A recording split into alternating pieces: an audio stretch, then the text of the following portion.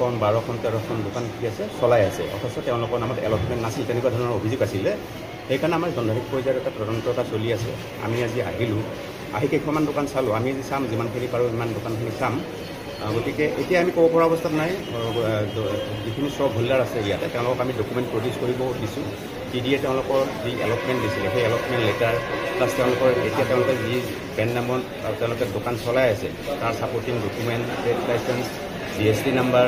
বা licence labour licence যিখিনি relevant document আছে সেইখিনি আমি তেওঁলোকক প্ৰডিউচ কৰিব দিছোঁ কেইখনমান দোকানীয়ে প্ৰডিউচ কৰিব পাৰিছে কিছুমানে প্ৰডিউচ কৰিব পৰা নাই তেওঁলোকে অকণমান সময় লৈছে আধা ঘণ্টা ভিতৰত দিম বুলি কৈছে গতিকে গোটেইখিনি দোকান আমি চাম চোৱাৰ পাছতহে আমি আহিব পাৰিম আৰু এতিয়া অকণমান সময় লাগিব কাৰণ কিয় এলটমেণ্ট প্ৰচেছটো কেনেকুৱা আছিলে সেই 2002 চনৰ পৰা এই TDA মাৰ্কেট আৰম্ভ হৈছিল আপোনালোকে জানে 2002 চনত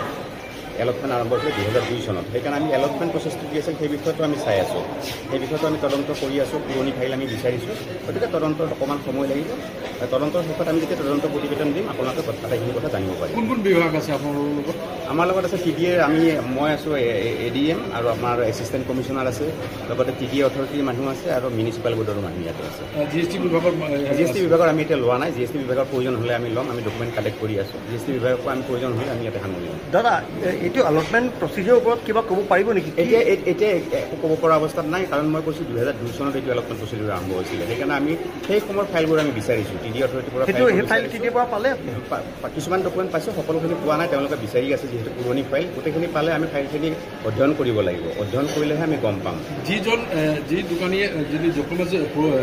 প্ৰুভ কৰিব নোৱাৰে প্ৰভাইড কৰিব নোৱাৰে যদি তেওঁলোকে পাওঁ আমি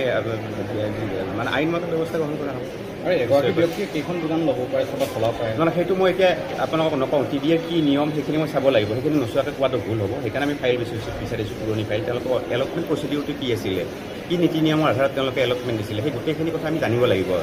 সেইখিনি আমি চাই আছোঁ পিছত ক'ব পাৰিম তদন্ত